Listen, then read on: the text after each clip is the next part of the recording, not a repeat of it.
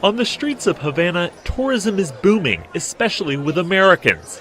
The number of Americans traveling to Cuba has tripled in recent years, but that surge could be coming to an end.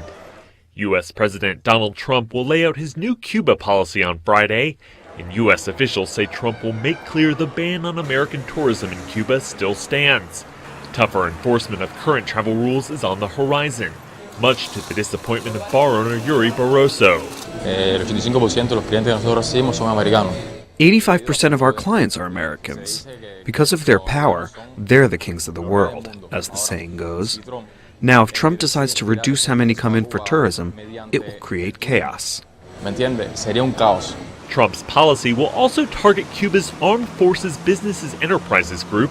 The conglomerate, whose offices sit here in Havana, touches more than half of the economy, says Cuba Educational Travel President Colin Lafferty.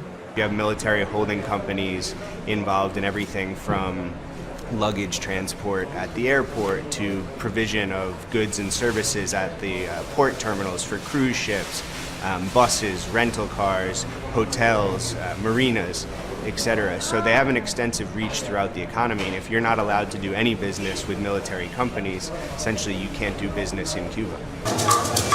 Trump wants to restrict U.S. companies from doing business with those military-linked enterprises. The Trump administration will justify the measures on human rights grounds, with U.S. Secretary of State Rex Tillerson telling senators this week Cuba has fallen short.